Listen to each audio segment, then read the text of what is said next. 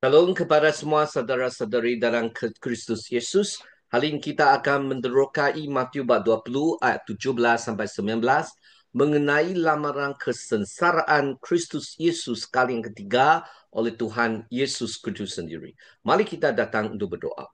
Tuhan Bapa di surga, kami mau menerokai firman-Mu. Bukalah hati kami, bukalah mata rohani kami, supaya jiwa kami diberkati, diisi kasih Yesus Kristus melalui firman-Mu. Ampunilah dosa kami, supaya kami boleh menjadi seorang yang diperkenan oleh Tuhan. Dalam nama Yesus Kristus kami berdoa. Amin. Saudara-saudari, marilah kita baca akan firman Tuhan dalam Matius bab 20 ayat 17 sampai ke 19. Firman Tuhan berfirman sedemikian. Yesus mengambil ke-12 muridnya ke tepi dan berkata kepada mereka, kita sedang menuju ke Yerusalem dan anak manusia akan diserahkan kepada imam-imam kepala dan ahli-ahli Taurat. Mereka akan menjatuhkan hukuman hati ke atasnya dan akan menyerahkannya kepada orang-orang bukan Yahudi untuk diejek, disesat dan disalibkan. Pada hari yang ketiga, dia akan dibangkitkan. Saudara-saudari, marilah kita melihat latar belakang akan firman ini. Saudara-saudari, kita tahu lamaran ketiga Yesus ini telah dibuat semasa perjalanan ke Yerusalem dalam bab 20 ayat 17. Sebelum ini, kita rujuk kepada bab 16, 21, bab 17, 22 sampai 23 juga dalam perjalanan ke Jerusalem. Kali ini lebih melanjut tentang putaran dan perincian, termasuk terujukan kepada peranan orang bukan Yahudi.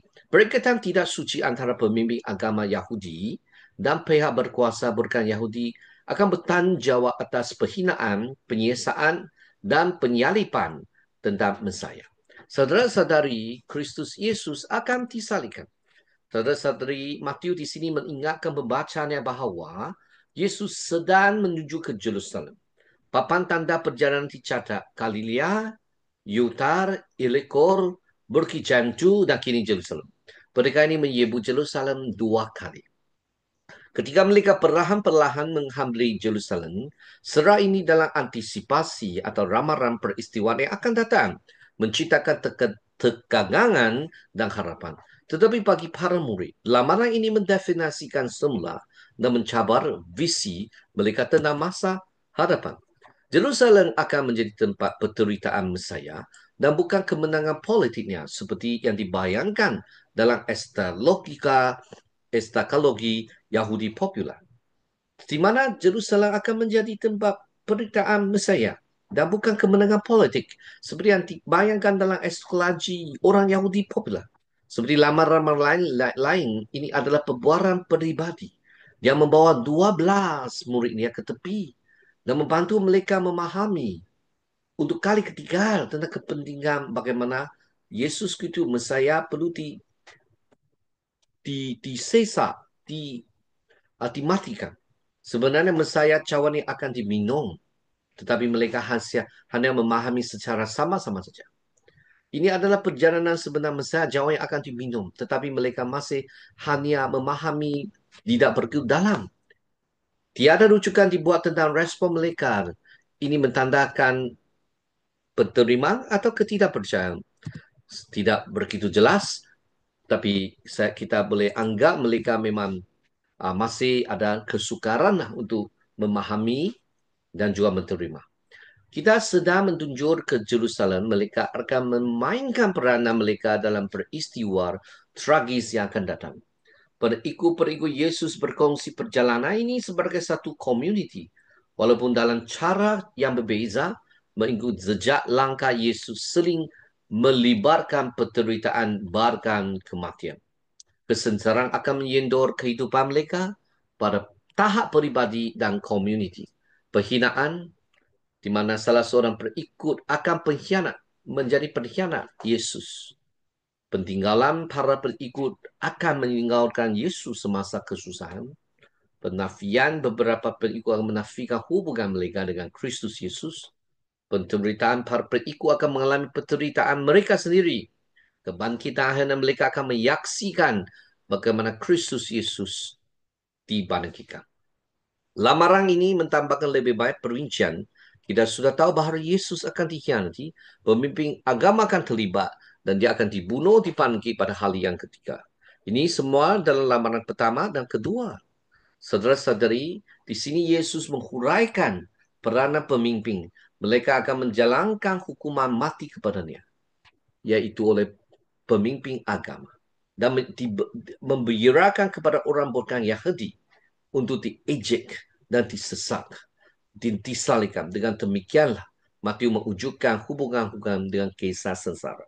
Akan diserahkan pada Tesetai berkhianatan oleh Yudas. Pemimpin agama akan menghukum kategori rancangan untuk membunuh dan bicara Sanhedrin. Saudara-saudari, keterangan ringkas ini mentedarkan pandangan Matius. Yesus digambarkan sebagai mangsa, objek tindakan oleh orang lain. Dalam naratif Matius, kita lihat Yesus melalui siri peristiwa yang menunjukkan dia sebagai penerima tindakan, bukan pelaku utama. Yang pertama, kita lihat Yesus menghadapi perbicaraan di hadapan Pilatus, di mana dia menjadi subjek penghakiman manusia.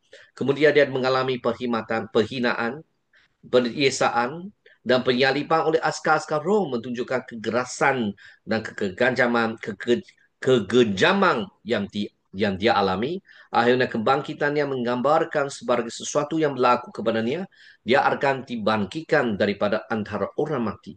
Penggunaan bahasa pasif oleh Matius menekankan tema Yesus sebagai bangsa dalam naratif ini, di mana pada keadaan yang digunakan dia akan dibangkitkan satu hari setai daripada orang mati. Saudara-saudari, kita lihat bagaimanalah Yesus Kristus. Dia digambarkan sebagai sesuatu yang akan berlaku. Dia akan dibangkitkan daripada orang-orang mati. Penggunaan bahasa pasif ini oleh Matius menekankan tema Yesus sebagai mangsa dan naratif Injil, yang menggambarkan Yesus sebagai orang yang menderita di tangan orang lain, menerima tindakan mereka daripada bertindak sendiri. Perspektif ini membentuk pemahaman pembaca tentang peranan Yesus dalam peristiwa-peristiwa yang membawa kepada kematian dan kebangkitan. Kesalahan atas penderitaan dan kematian yang diletakkan pada pihak berkuasa Yahudi. Walaupun Yesus kelihatin tidak mempunyai kawalan ke atas keadaan, peristiwa-peristiwa akan mentedarkan rasa perkorbanan diri yang mendalam dan penyerahan kepada kehendak ilahi. Sehingga Yesus Kristus berada dalam pencanggahan yang ketar dan keinginan murid-murid yang berkuasa. Lamaran ketiga mententukan semula perspektif para murid tentang apa yang akan berlaku. Ia datang selepas para murid telah perlu fokus pada pengorbanan dan pengajaran dan ganjaran. Peringatan Kristus Yesus tentang pengorbanan terakhir sendiri pendekatan pemikiran mempentingkan diri sendiri mereka. Naratif ini membezarkan perhinaan, penderitaan, dan penyalipan dengan keinginan para murid untuk duduk di atas takhta dalam kemuliaan. Peringatan Yesus Kristus tentang perkorbanan akhirnya sendiri mentedarkan pemikiran pembentingkan diri para murid. Ini menunjukkan jurang antara pemahaman mereka dan realiti misi Yesus.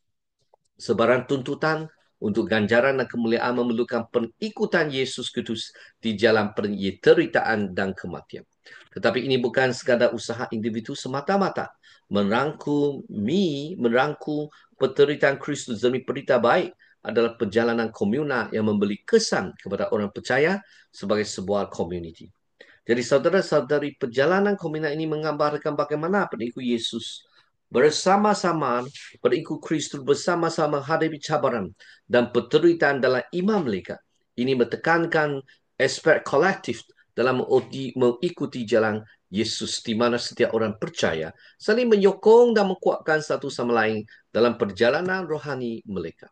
Mari kita datang untuk berdoa. Tuhan Bapa di surga, kami puji syukur atas kebesaran dan kebaikan Tuhan. Bantulah kami lebih dekati Kristus, lebih memahami akan Kristus, di mana Kristus Yesus pernah disalibkan, disesat, dikubur dan dibangkitkan. Puji Tuhan sebab melalui kesemuaan ini penyelamatan itu diselesaikan. Dan kami juga mentunggu Yesus Kristus datang kedua supaya ini menjadi sempurna. Oh Tuhan, kami puji Tuhan. Kami puji Tuhan sebab Tuhan sudah selesai penyelamatan. tetapi belum sampai masa consummated ataupun belum sempurna. Sampai satu hari kami akan sempurna putra, di mana kami tidak akan lagi berdosa. Kami puji syukur atas kebesaran rahmat keselamatan Tuhan. Bantulah kami menjadi seorang pengikut Yesus Kristus yang sejati. Dalam nama Kristus Yesus kami berdoa. Amin. Semoga Tuhan memberkatimu dan sekeluarga. Dan kita jumpa lagi.